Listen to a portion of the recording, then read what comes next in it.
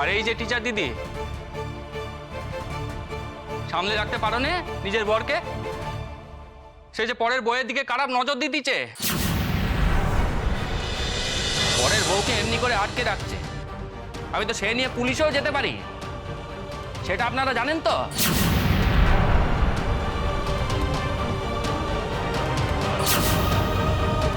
এসব কি বলছে? মাথা ঠান্ডা। তুমি পুলিশের কাছে যাবে তো? যাও না, দেখি না, দেখি কাকে জেলে ঢোকায়। কিচ্ছু বলবি না তুই ওকে কৃষ্ণ, তো আমার দিব্যি দেওয়া রইল। মা, এই ইডিয়েটটা আমার সামনে দাঁড়িয়ে যা খুশি বলবে, থ্রেট দেবে, আমি চুপ করে থাকবো? হ্যাঁ থাকবি, তাই থাকবি, তুই একটা কথাও বলবি না। কৃষ্ণ, মা যা বলছে মায়ের কথা শোন। এই ছেলের মাথা ঠিক নেই, কি বলতে কি বলে দেবে, ভুলভাল কথা বলছে। তুই ছেড়ে দে, বাদ দে, মার কথা শোন। আমার মাথা ঠিক আছে গো জেঠি, মাথা ঠিক নেই ওর, তাই আমার বইয়ের পরে নজর দিতেছি। চুপ, অনেক হয়েছে। আর একটা বাজে কথা বললে চড়িয়ে মুখ ভেঙে দেবো। এই লোকটার কাছে তুমি লাজুকে ছেড়ে দিচ্ছ? লাজুর এতদিনের পড়াশোনা, এতদিনের মেহনত সবকিছু বরবাদ করে দেবে, অপদার্থ একটা। লাজু আমার বউ, আমি ওর সঙ্গে যা খুশি তাই করতে পারি। আর এই যে টিচার দিদি, সামলে রাখতে পারো না নিজের বরকে? সে যে পরের বউয়ের দিকে খারাপ নজর দিচ্ছে, রাখতে পারো না সামলে ওকে? আরে এমন করলে তো তোমার সংসারও লাটে উঠবে গো।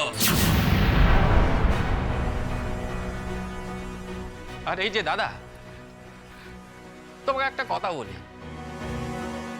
তোমার যদি আমার বউয়ের প্রতি এতই দরদ যে ওর পড়াশোনার জন্য তোমার রাতের ঘুমই উড়ে যাচ্ছে, ওর চিন্তায় যখন তোমার নাওয়া খাওয়াই লাটে উঠে গেছে, তখন তুমি এক কাজ করো,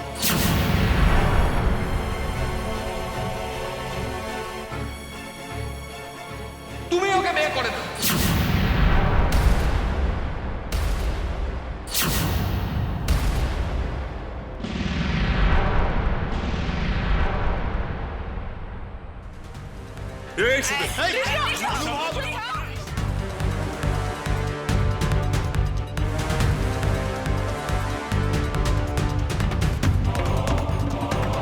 মুখ সামনে না মেরে মুখ ভেঙে দেবো। কৃষ্ণ, আসতে। কি করছিস তুই? তারা একদম মাথা গরম করবি না। সুদেব, তুমি বাবা এখান থেকে যাও, এখান থেকে চলে যাও তুমি। হ্যাঁ আমি তো যাবই, আমি এখানে থাকতে আসিনি কো, আর এত কথা শুনে আমার কাজও নেই কো। আমি আমার বউকে নিয়ে যেতে এসেছি, আমার বউকে নিয়ে যাব।